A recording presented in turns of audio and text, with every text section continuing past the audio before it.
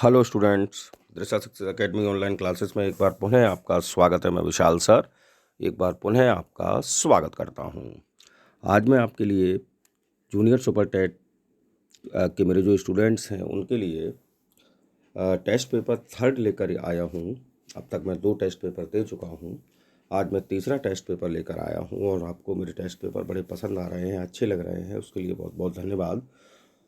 ऐसे ही आप लोग तैयारी करते रहिए, पढ़ते रहिए। मैं और मुझसे जो कुछ हो पाएगा वो मैं ज़रूर करने का प्रयत्न करूँगा और मैं लगातार कर रहा हूँ। तो इसलिए जल्दी से वीडियो को पहले लाइक कर दें, कमेंट कर दें, शेयर कर दें अधिक से अधिक लोगों तक। तो और अब तक आपने मेरा चैनल सब्सक्राइब नहीं किया है तो प्लीज़ चैनल को सब्सक्राइब कर लें। तो पहला क्वेश्चन हम लोग स्टार्ट करते हैं video. Shakespeare's popular play Merchant of Venice belongs to which of the following literary forms. Shakespeare साहब का प्ले मर्चेंट ऑफ वेनिस जो है वह निम्न में से कौन सी लिटरेरी फॉर्म में लिखा गया है। कॉमेडी है मर्चेंट ऑफ वेनिस, रोमांस है, ट्रेजी कॉमेडी है या हिस्ट्री प्ले है। तो साहब मर्चेंट ऑफ वेनिस एक ट्रेजी कॉमेडी है। ठीक, चलिए दूसरा question. A Shakespearean sonnet ends with a. Shakespeare साहब की सोनेट जो होती हैं उनका समापन काय से होता है। क्वार्टेट, ऑक्टेव, कपलेट या ट्रिपलेट। तो भैया हम जानते हैं शेक्सपियरियन सोनेट में 3 क्वार्टेट होते हैं और 1 कपलेट होता है। तो इसका एंड कैसे होता है? कपलेट से। ठीक, ऑप्शन सी आपका right answer. Question number third. Who is often called the poetic son of Spencer. प्रायः किसको पोइटिक सन कहा जाता है? स्पेंसर साहब का। शेक्सपियर को, वर्ड्सवर्थ को, कीट्स को या मिल्टन को? तो साहब पोइटिक सन ऑफ स्पेंसर कहे जाते हैं आपके मिल्टन साहब। तो ऑप्शन डी आपका राइट आंसर है। अगला, Leviathan is a famous work by. Leviathan जो है वह किसके द्वारा लिखा गया एक फेमस वर्क है? John Lyly, Francis Bacon, Thomas Hobbes या रॉबर्ट बर्टन? तो भैया थॉमस हॉब्स जो है उनके द्वारा लिखा गया वर्क है आपका लेविथन। बहुत फेमस वर्क है थॉमस हॉब्स आपका। अगला क्वेश्चन है 5th number. The word that completes the famous line. एक लाइन लिखी है, आपको इन 4 ऑप्शन में से चुनना है कि कौन सा शब्द इस लाइन को पूर्ण करेगा। लाइन सुन लीजिए। Better to reign in hell than serve in. Better to reign in hell than serve in. तो सर्व इन हेवन। तो ऑप्शन बी आपका राइट आंसर होगा इसका। और ये लाइन पैराडाइज लॉस्ट की है। Better to reign in hell than serve in heaven. चलिए question number 6। How many sonnets Wordsworth composed. Wordsworth साहब ने कुल मिलाकर कितनी सोनेट्स लिखी? 125, 334, 437, 523। तो राइट आंसर होगा आपका 523। और आपसे पूछ लिया जाए कि वर्ड्सवर्थ साहब की सबसे फेमस पोएम कौन सी है तो आपको आंसर देना होगा the world is too much with us. तो 523 सोनेट्स लिखी हैं विलियम वर्ड्सवर्थ साहब ने। अगला क्वेश्चन भाई, question number 7। Which type of play is the Borderers written by Wordsworth. Wordsworth साहब ने अपने जीवन में एकमात्र प्ले लिखा। प्ले का नाम है द बॉर्डर्स। तो किस प्रकार का प्ले है ये? ट्रेजी कॉमेडी है, बर्स्ट ट्रेजेडी है या रोमांस है? तो ऑप्शन सी आपका राइट आंसर है। बॉर्डर्स एक बर्स्ट ट्रेजेडी है। Question number 8। Which of the following pairs is mismatched. इनमें से कौन सा पेयर मिसमैच्ड है? Prometheus Unbound 1820, Hellas 1822, Adonais 1823, Alastor 1816। तो भैया एडोनिस 1823 में पब्लिश नहीं हुआ है, 1822 है इसका भी और इसमें 1823 लिखा हुआ है। तो ऑप्शन सी आपका राइट आंसर है। चलिए अगला question. Which stanza form Shelley used in is famous poem ode to the best friend. Shelley साहब की एक फेमस पोएम है odd to the best friend. तो ode to the best friend में शैली साहब ने किस स्टेंजा फॉर्म का यूज़ किया है? Rhyme royal, ottava rima, terza rhyme या स्पेंसिरियन स्टेंजा? तो राइट आंसर है आपका ऑप्शन सी टेरजा रिमा। अगला क्वेश्चन है 10 number. John Keats Ode to Autumn is an example of. John Keats के द्वारा लिखी गई पोएम ओड टू ऑटम जो है वह काय का एग्जाम्पल है? होरेशियन ओड का, पिंडेरिक ओड का, इरेगुलर ओड का या नन? तो आंसर आपका ए बिल्कुल सटीक है, Horatian ode. Ode to Autumn जो है वह एक होरेशियन ओड है। ठीक है साहब। Question number 11। A thing of beauty is a joy for ever is a line from. A thing of beauty is a joy for ever, ये पंक्ति किस पोएम से है? Odd to Autumn, Ode to Psyche, Endymion या La Belle Dame Merci? तो right answer है option C, Endymion. John Keats साहब के द्वारा लिखी गई एक फेमस ओड एंडीमियन जो है उसमें ये लाइन आई है, a thing of beauty is a joy for ever. अगला क्वेश्चन है 12 number, from which age Charles Lamb belong to? Charles Lamb साहब अंग्रेजी, मतलब अगर हम इंग्लिश लिटरेचर की एजेस की बात करें तो चार्ल्स लैम्ब साहब का संबंध किस एज से है? Restoration age, classical age, romantic age या विक्टोरियन एज? तो साहब राइट आंसर है ऑप्शन डी, विक्टोरियन एज। चलिए अगला क्वेश्चन आता है question number 13, who wrote the book the rime of the ancient mariner? किस लेखक ने एक बुक लिखी the rime of the ancient mariner? Wordsworth ने, शेली ने, कीट्स ने या कॉलरिज साहब ने? तो इसका राइट आंसर है ऑप्शन डी, कॉलरिज साहब। Question 14, the town mentioned in the poem lady of Shalott by Tennyson is? Tennyson साहब की एक फेमस पोएम है लेडी ऑफ शेलट। जिन स्टूडेंट्स ने हमें इंग्लिश किया है उन्होंने इस पोएम को पढ़ा होगा। तो लेडी ऑफ शेलट जो पोएम है टेनिसन साहब की, उसमें एक टाउन आया है, तो उस टाउन का नाम आपको बताना है, लंदन, यॉर्क, कैमिलोट या ऑक्सफोर्ड? तो आंसर है आपका सी, कैमिलोट। कौन सा टाउन है साहब? कैमिलोट। चलिए अगला question, question number 15, the first printed poem of Browning is? Browning साहब की पहली प्रिंटेड पोएम का नाम आपको बताना है, My Last Duchess, Ulysses, Pauline या प्रोस्पेक्ट? तो भैया इसका राइट आंसर है ऑप्शन सी, पॉलिन पोएम जो है वह पहली प्रिंटेड पोएम है ब्राउनिंग साहब की। 16, in which year Arnold became a professor of poetry at Oxford? Arnold साहब किस वर्ष में पोइट्री के प्रोफेसर बने थे ऑक्सफोर्ड यूनिवर्सिटी में? 1851, 1853, 1855, 1857? तो डी ऑप्शन आपका बिल्कुल सही है, 1857 में ऑक्सफोर्ड में पोइट्री के प्रोफेसर बने थे हमारे अर्नल्ड साहब। अगला क्वेश्चन है question number 17, which type of work is Murder in the Cathedral by T S. Eliot? T S. Eliot का एक फेमस वर्क है मर्डर इन द कैथेड्रल।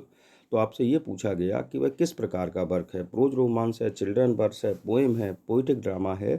तो ऑप्शन डी आपका राइट है, पोइटिक ड्रामा है। Question number 18, under the greenwood tree is a novel by? Under the greenwood tree के एक novel है और आपको इसके नॉवेलिस्ट का नाम बताना है। तो सीधा आंसर है थॉमस हार्डी साहब। ऑप्शन सी आपका राइट आंसर है। अगला क्वेश्चन है, who wrote the novel Chokhar वाली? चोखर वाली नॉवेल के लेखक का नाम बताना है, राजा राव, कमला दास, आर.एन. टैगोर, आर.के. नारायण? तो ऑप्शन सी आपका राइट आंसर है, रविंद्रनाथ टैगोर साहब के द्वारा लिखा गई नॉवेल है चोखर वाली। चलिए अगला question, question number 20, who was called the Nightingale of India? किसको भारत की नाइटिंगेल ऑफ इंडिया कहा जाता है? कहा जाता था कमला दास, तोरू दत्त, कमला नेहरू या सरोजनी नायडू? तो नाइटिंगेल ऑफ इंडिया कही गई सरोजनी नायडू। ऑप्शन डी आपका राइट आंसर है। 21, who is called India's Charles Dickens? किसको भारत का चार्ल्स डिकेंस कहा जाता है? भारत का चार्ल्स डिकेंस, तो भैया भारत का चार्ल्स डिकेंस कहे जाते हैं मुल्कराज आनंद जी। कौन कहे जाते हैं? मुल्कराज आनंद जी को भारत का चार्ल्स डिकेंस कहा जाता है। तो ऑप्शन बी आपका राइट आंसर है। Question number 22, which of the following author won Man Booker prize?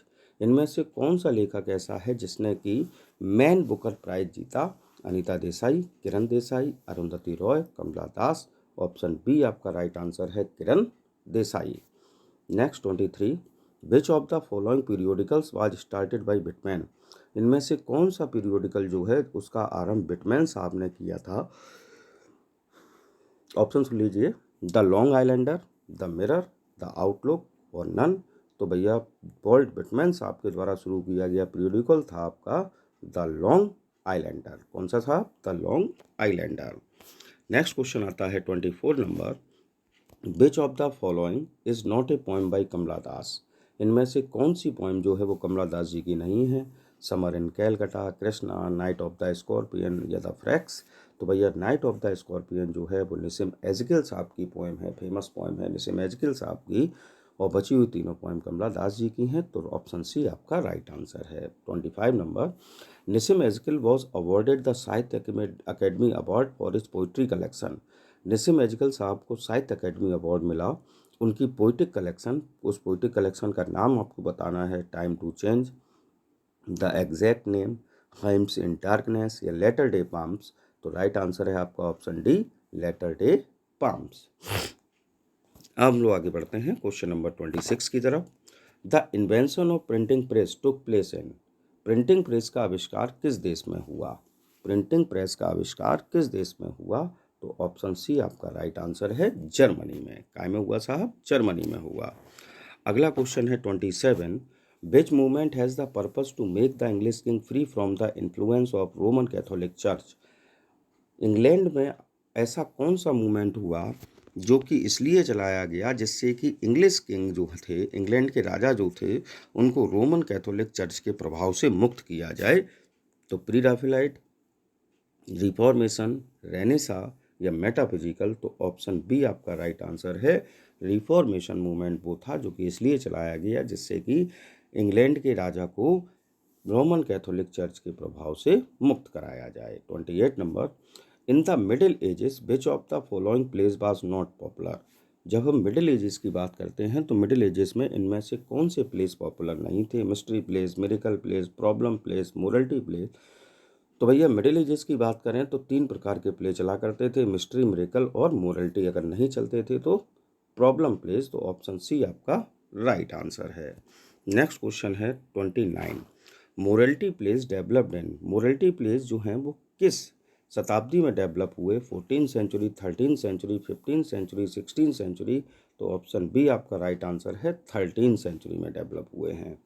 30 number question. The movement of metaphysical poetry belongs to the.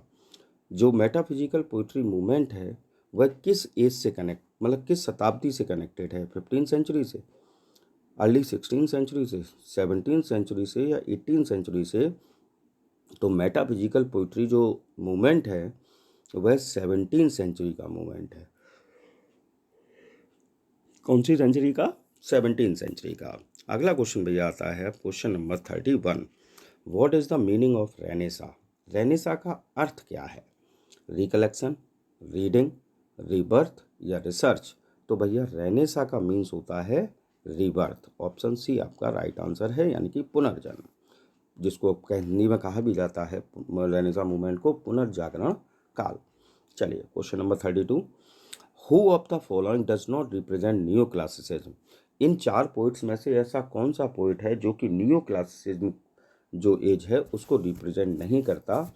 John Milton, Dryden, John Donne या बुनियान साहब। तो भैया राइट आंसर है आपका John Donne साहब जो हैं वह न्यू क्लासिसिज्म को रिप्रेजेंट नहीं करते। चलिए 33 number question. What is the period of the age of the Pope. Age of the Pope जो है हमारी, उसका टाइम पीरियड आपको बताना है। तो सीधा पहला ही ऑप्शन आपका सही है, 1701 से 1750 जो है उसको एज ऑफ पोप कहा जाता है। 1701 से 1750 तक का एज जो है उसको एज ऑफ पोप कहा जाता है, Alexander pope. 34। The beginning of novel writing is made with. अगर हम बात करें तो नॉवेल राइटिंग का आरंभ जो है वह किस लेखक से होता है? डैनियल डेफो, रिचर्डसन, स्मॉलेट या फील्डिंग। तो साहब आंसर है आपका ऑप्शन ए, डैनियल डेफो साहब। डैनियल डेफो साहब के द्वारा लिखा गया रॉबिन्सन क्रूज जो है, आप वहाँ से कह सकते हैं कि नॉवेल राइटिंग का आरंभ हुआ है। चलिए अगला क्वेश्चन आता है question number 35। Precursors of the romantic age belong to. एक शब्द है precursors of the romantic age, ये किस शताब्दी से बिलोंग करते हैं? 16 सेंचुरी, 17 सेंचुरी, 18 सेंचुरी, 19 सेंचुरी। तो भैया जो प्रेक्यूर्सर्स ऑफ रोमांटिक एज हैं वो 18 सेंचुरी से बिलोंग करते हैं। किस सेंचुरी से भैया? 18 सेंचुरी से। तो ऑप्शन सी आपका राइट आंसर है। 36 number. The poets the provide an interesting blend of new classicism and romanticism are called. यानी कि वे पोइट्स जो कि एक इंटरेस्टिंग ब्लेंडिंग प्रदर्शित करते हैं न्यू क्लासिसिज्म और रोमांटिसिज्म के बीच, उन पोइट्स को क्या कहा जाता है? रोमांटिक, क्लासिकल, ट्रांजिशनल या एलिजाबेथन। तो भैया वे पोइट्स जो कि नियोक्लासिज्म और रोमांटिसिज्म दोनों का मिश्रण व्यक्त करते हैं, ब्लेंडिंग व्यक्त करते हैं, वे पोइट्स आते हैं हमारे ट्रांजिशनल पोइट के अंतर्गत। तो ऑप्शन सी आपका राइट है, ट्रांजिशनल। चलिए अगला क्वेश्चन आता है 37, the period between the publication of Lyrical Ballads and Queen Victoria's taking of throne is called. आपको उस पीरियड का नाम बताना है जो कि लिरिकल बैलेट्स से के पब्लिकेशन से आरंभ होता है और रानी विक्टोरिया के राजगद्दी पर बैठने तक लगातार चलता है। तो उस अंग्रेजी साहित्य के एज का नाम आपको बताना है। तो ऑप्शन ए आपका राइट आंसर है, रोमांटिक एज। 1798 में स्टार्ट हुआ लिरिकल बैलेट के पब्लिकेशन से, और क्वीन विक्टोरिया जब शासन सत्ता में आई तब तक चला। तो ध्यान रखिएगा, romantic age. 38 number, whose limited range is called 2 inches of ivory. किसकी लिमिटेड रेंज को 2 इंचेस ऑफ इवरी कहा गया? तो एक महिला नॉवेलिस्ट हैं हमारी जैन ऑस्टन साहिबा, उनकी एक लिमिटेड रेंज में उन्होंने अपने सभी नॉवेल्स लिखे हैं। प्राइड एंड प्रेजुडिस, एमा वगैरह जो हैं इनके नॉवेल, और बहुत खूबसूरत नॉवेल हैं। तो इनकी लिमिटेड रेंज को देखते हुए क्रिटिक्स ने इनको 2 इंचेस ऑफ इवरी कहा है। तो ऑप्शन ए आपका राइट आंसर है। चलिए अगला question, question number 39, literature of Victorian age comes closer to daily life which reflects. अगर हम विक्टोरियन एज के साहित्य की बात करें तो विक्टोरियन एज का साहित्य जो है वो हमारे रोज़मर्रा के जीवन से जुड़ा हुआ है। विच रिफ्लेक्ट्स, जो कि क्या चीज़ को प्रदर्शित करता है? रोमांटिसिज्म को, मॉडर्निज्म को, रियलिज्म को या क्लासिसिज्म को? तो भैया वो प्रदर्शित करता है विक्टोरियन एज का साहित्य रियलिज्म को। काहे को? यथार्थवाद को, यानी कि रियलिज्म को। Question 40, who of the following was the greatest writer of plays of ideas. Plays of ideas का सबसे महानतम राइटर किसको कहा जाता है? ध्यान रखिएगा, प्लेज ऑफ आइडियाज़ में सबसे महानतम राइटर किसको कहा जाता है? तो ऑप्शन बी आपका राइट आंसर है, जॉर्ज बर्नार्ड शॉ को। किसको कहा जाता है? जॉर्ज बर्नार्ड शॉ को कहा जाता है greatest writer of plays of ideas. ठीक, अगला चलिए, pre Raphaelite poets published a periodical. Pre Raphaelite poets जो थे वह एक पीरियोडिकल पब्लिश कराते थे। आपको उस पीरियोडिकल का नाम बताना है, the germ, the painting, the picture या द ब्यूटी। तो ऑप्शन ए आपका राइट है, the germ. Pre Raphaelite poet जो थे वो जिस पीरियोडिकल को पब्लिश कराया करते थे उसका नाम है द जर्म। 42 नंबर क्वेश्चन आपका आता है अब, who was made poet laureate in 1984। इन चार ऑप्शंस में से आपको बताना है कि 1984 में किस राइटर को पोइट लोरेट बनाया गया? Philip Larkin, Ted Hughes, W.B. Yeats या T.S. इलियट। तो ऑप्शन बी आपका राइट आंसर है, टेड ह्यूज को ठीक 1984 में पोइट लोरेट बनाया गया है। चलिए अगला क्वेश्चन आपका आता है, who was the most popular poet of the movement of imagism. Movement of imagism जो है उसकी सबसे महत्वपूर्ण और मोस्ट पॉपुलर पोइट कौन रही या रहे? तो Philip Larkin, Ezra Pound, W.B. Yeats या T.S. इलियट। तो ऑप्शन बी आपका राइट आंसर है, एजरा पाउंड। कौन? एजरा पाउंड जो है वह इमेजिज्म मूवमेंट के सबसे बड़े पोइट। चलिए अगला question, Samuel Beckett's Waiting for Godot is. ये क्वेश्चन अभी आया था आपका। तो सैमुअल बेकेट साहब के द्वारा लिखा गया वेटिंग फॉर गोडोट जो है वह किस प्रकार का प्ले है? Absurd play, poetic drama, problem play, play of ideas. तो ऑप्शन ए आपका राइट आंसर है, an absurd play. Samuel Beckett साहब एब्सर्ड प्ले के लिए पॉपुलर हैं। तो वेटिंग फॉर गोडोट उनके द्वारा लिखा गया क्या है? एक एब्सर्ड प्ले है। 45 number question, from which age William Congreve belong to. अंग्रेजी साहित्य की किस एज से संबंध है हमारे विलियम कॉन्ग्रीव साहब का? Romantic age, Victorian age, restoration age या मॉडर्न एज। तो ऑप्शन सी आपका राइट आंसर है, रिस्टोरेशन एज। विलियम कॉन्ग्रीव साहब रिस्टोरेशन एज के राइटर हैं। चलिए अगला क्वेश्चन आता है, question number 46, what is the meaning of catharsis. Catharsis का मीन्स आपको बताना है, purgation, purification, error of judgement या बोथ ए एंड बी। तो भैया मीनिंग जो होता है कैथारसिस का वो परगेशन और प्योरिफिकेशन दोनों ही होता है, इसलिए ऑप्शन डी आपका राइट आंसर है, both A and B. 47 number, how many consonant sound in English IPA। English IPA में कुल मिलाकर कितने कॉन्सोनेंट साउंड्स होते हैं? 21, 22, 23, 24। तो ऑप्शन डी आपका राइट आंसर है।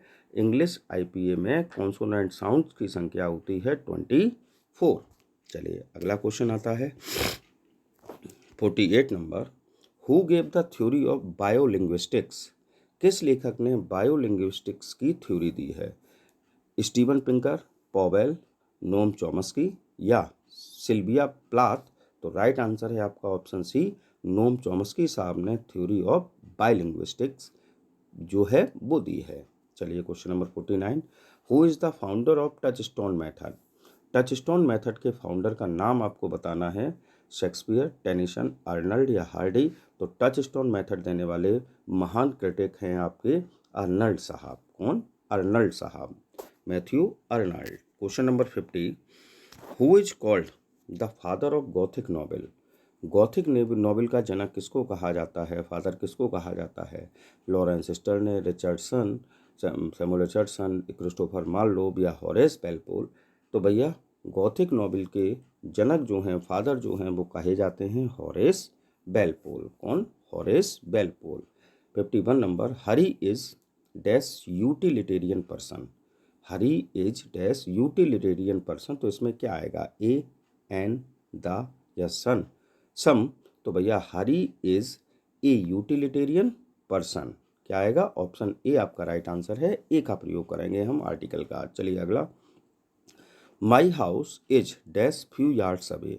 मेरा घर डैश फ्यू यार्ड्स अवे। तो फ्यू से पहले क्या आएगा? ए आएगा, एन आएगा, सम आएगा या नन आएगा? तो जब फ्यू आया तो सम तो नहीं आ सकता। अब ए या एन बचा। फ्यू से पहले ए फ्यू होता है लेकिन एन फ्यू नहीं होता। तो ऑप्शन ए आपका राइट आंसर है। My house is a few yards away. मेरा घर कुछ कदम की दूरी पर है। अगला क्वेश्चन आता है 53 number. Dash live in flocks? Live in फ्लॉक्स?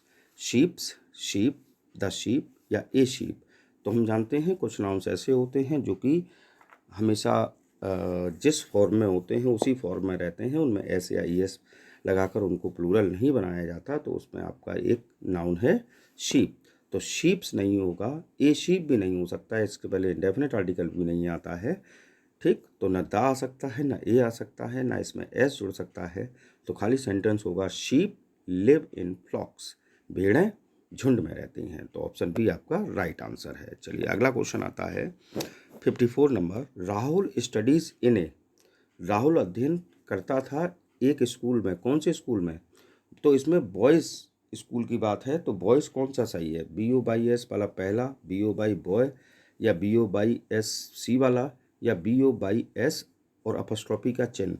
तो हम जानते हैं जब पजेसिव ऑफ नाउन बनाते हैं तो भैया बे नाउन जिनके जो प्लूरल नाउन होते हैं उनके बाद सिर्फ अपस्ट्रॉफी का चिन्ह लगा देने से वो हमारा पजेसिव बनता है, एस का यूज़ नहीं होता। तो ऑप्शन डी हमारा राइट आंसर है। 55 dash should not waste dash money? तो should not waste dash money? तो इसमें ऑप्शन देखिए, one should not waste one's money.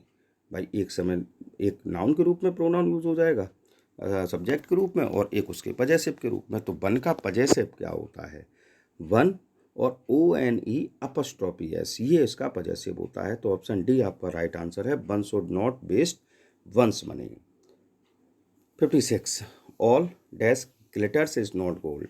तो all glitters is not gold से पहले द, दैट, सैम या दीज? तो भैया all that glitters is not gold, इसमें दैट का यूज होगा। ठीक, एक फेमस लाइन है ये विलियम शेक्सपियर साहब की मर्चेंट ऑफ वेनिस से, all that glitters is not gold. Next 57 number. Which of the two boys is a dash player? तो इसमें आपको एडजेक्टिव बताना है, सही कौन सा होगा। विच of the two boys is a player? Best, दो के लिए बेटा बेस्ट का यूज़ हो नहीं सकता। तो दो के लिए काय का प्रयोग हो सकता है? कंपैरेटिव डिग्री तक का। तो इसमें कंपैरेटिव डिग्री का शब्द है आपका बेटर। तो इसलिए ऑप्शन बी आपका राइट आंसर है। 58 Ram is my dash brother? Ram मेरा बड़ा भाई है, क्योंकि ऑप्शन से हमें लग रहा है बड़ा शब्द के लिए आया है। तो जब ब्लड रिलेशन शो होता है सेंटेंस में तब हम काय का प्रयोग करते हैं? तब हम प्रयोग करते हैं एल्डर या एल्डेस्ट का। ठीक, तो इसमें राइट आंसर आपका आएगा एल्डेस्ट। ठीक, एल्डेस्ट दिया है, ओल्डर या ओल्डेस्ट का यूज इसमें नहीं हो सकता, तो ऑप्शन ए आपका right answer. 59 number, the cat jumped dash the table, बिल्ली मेज पर कूदी, तो ऑन, एट, ओवर या अपॉन। ओवर हो नहीं सकता क्योंकि बिल्ली कूदी तो मेज पर टच होगा। ठीक, एट और ऑन जो है वो स्थिर अवस्था हो गई, तो ऑप्शन डी आपका राइट आंसर है, the cat jumped upon the table. चलिए अगला, इसमें देता है ये प्रपोजिशन कौन सा लगेगा, don't argue dash me, at me, to me, with me या बाय मी, तो डोंट आर्ग्यू विद मी, मुझसे बहस मत करो, तो इसमें विद का यूज होगा। अगला क्वेश्चन आता है question number 61, the great poet and dramatist dead, इसमें आपको वर्ब का चयन करना है, कौन सी लगेगी, the great poet and dramatist dead, has आएगा, हैड आएगा, इज आएगा या आर आएगा। तो देखो पहले तो ये समझ लीजिए ग्रेट पोइट और ड्रामेटिस्ट ये दोनों एक ही हैं, क्योंकि दा का प्रयोग सिर्फ पोइट से पहले आया है, तो और हैज या हैड का इसमें यूज हो नहीं सकता, पैसिव वॉइस का सेंटेंस है, the great poet and dramatist is dead आएगा सीधा सीधा। ठीक, next 62 number, this sofa is not very heavy, you dash lifted, यह सोफ़ा ज़्यादा भारी नहीं है, आप इसको क्या कर सकते हैं, उठा सकते हैं। और उठा सकते के लिए देखो मस्ट नॉट और मस्ट का तो प्रयोग नहीं होगा, चाहिए के लिए होता है, तो उठा सकते हैं मे का प्रयोग भी होता है, कैन का भी प्रयोग होता है, लेकिन जब एबिलिटी की बात आए, योग्यता को प्रदर्शित करना हो, खासतौर से शारीरिक योग्यता, क्योंकि किसी चीज़ को उठाने में शारीरिक योग्यता लगती है, तब हम कैन का यूज़ करते हैं, तो ऑप्शन बी आपका राइट आंसर है, you can lift it. Ravi came here, Ravi came here, Ravi यहाँ आया था, कब आया था, टुमारो, आने वाला कल आ ही नहीं सकता क्योंकि पास्ट टेंस है, द नेक्स्ट डे आ नहीं सकता क्योंकि ये भी आपका उसका है। ठीक, बचा क्या, यस्टरडे, तो Ravi came here yesterday, Ravi कल यहाँ आया था। Question number 64, the meaning of the idiom a brain wave, a brain wave जो ईडियम है उसका अर्थ क्या होता है, तो ए ब्रेन वेव, तो इसका अर्थ होगा सडन इंस्पिरेशन। क्या, सडन इंस्पिरेशन, ब्रेन वेव का मीन्स होगा sudden inspiration. 65, what does the idiom be all and end all means, idiom be all and ऑल जो है उसका अर्थ क्या होगा, तो भैया बी ऑल एंड ऑल का मीन्स होगा द होल एंड सोल, यानी कि पूर्ण, संपूर्ण, द होल एंड सोल, संपूर्ण। Next, change the voice, where did Sita buy that hat, इस सेंटेंस को आपको पैसिव वॉइस में चेंज करना है, change the voice, where did Sita buy the hat, तो इसका राइट आंसर होगा आपका where was the hat bought by Sita, where was the hat bought by Sita, तो ऑप्शन सी आपका राइट आंसर है। Question 67, I never eat fish he explained, I never eat fish he explained, तो इसमें verb आपको देख लीजिए गलत लगी हुई है, आई नेवर ईट फिश नहीं हो सकता, जब नेवर का प्रयोग है, मैंने कभी मछली नहीं खाई, पास्ट टेंस हो गया, जब नेवर का प्रयोग होता है तो पास्ट टेंस में, पास्ट इंडेफिनिट में वर्ब की सेकंड फॉर्म का यूज़ होता है, तो भैया सेकंड फॉर्म इसमें है ऑप्शन ए यानी कि एट, तो ऑप्शन ए आपका राइट आंसर होगा, आई नेवर एट फिश, मैंने कभी मछली नहीं खाई। चलिए अगला question number 68, he said to them all good bye my friends, उसने सबसे कहा गुड बाय माई फ्रेंड्स, इसको आपको डायरेक्ट से इनडायरेक्ट में परिवर्तित करना है, तो ऑप्शन ए आपका राइट आंसर है, he bade goodbye to all his friends, he bade goodbye to all his friends. चलिए अगला क्वेश्चन आता है क्वेश्चन नंबर 69। 69 नंबर क्वेश्चन आपसे पूछा गया, Isha said please lend me the book Asha, Isha said please lend me the book Asha, तो भैया इसका राइट आंसर होगा, Isha requested Asha to lend her the book, Isha requested Asha to lend her the book. ठीक, next, tender loving, balm, tender का meaning होता है loving. ठीक, तो बार्म के लिए कौन सा शब्द आएगा, फॉन्ड, अफेक्शनेट, ल्यूक बार्म या कंट्रोल, तो भैया बार्म के लिए जो सही शब्द आएगा वो है आपका अफेक्शनेट, कौन सा आएगा, अफेक्शनेट। चलिए अगला, the adjective form of boast is, boast शब्द की एडजेक्टिव फॉर्म क्या होगी, बोस्टली, बोस्टफुल, बोस्टली या सॉरी बोस्टी, बोस्टफुल, बोस्टली या बोस्टाइल, तो ऑप्शन बी आपका राइट आंसर होगा बोस्टफुल। अगला question 72, the word invade has the noun form, अगर इन्वेट शब्द जो है उसकी नाउन फॉर्म की बात करें तो क्या होगी? तो भैया इन्वेट शब्द की नाउन फॉर्म होगी इन्वेशन। क्या होगी? इन्वेशन। इन्वेट शब्द की नाउन फॉर्म इन्वेशन। चलिए अगला question, manage, run, supervise. Manage का अर्थ निकलता है रन यानी कि चलाना, तो सुपरवाइज का अर्थ क्या निकलेगा? तो सुपरवाइज का अर्थ निकलेगा अरेंज करना, नेचुरल सी बात है। तो ऑप्शन ए राइट आंसर हो गया इसका। हैंड्स में ग्लोव्स ग्लव्स पहने जाते हैं, ठीक। लेग्स में शूज़ पहने जाते हैं, नहीं पहने जाते साहब, फुट में पहने जाते हैं, लेग्स तो टांगें होती हैं, ठीक। फिश वाटर, फिश पहनती थोड़ी ना है वाटर को, बल्कि रहती है उसमें।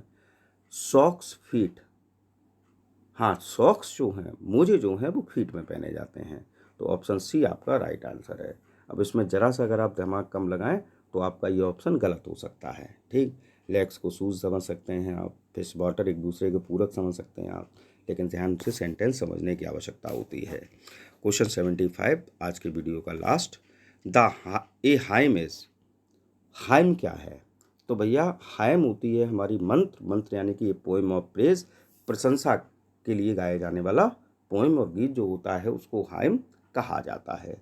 तो ये 75 क्वेश्चन आज मैंने दिए और आई होप इनमें से कई क्वेश्चन आपको एग्ज़ाम में मिलेंगे। आपको मेरा वीडियो पसंद आया होगा, और यदि आपको मेरा वीडियो पसंद आया हो तो प्लीज़ लाइक, कमेंट और शेयर अवश्य करें। और यदि अब तक आपने मेरा चैनल सब्सक्राइब नहीं किया है तो प्लीज़ सब्सक्राइब माई चैनल।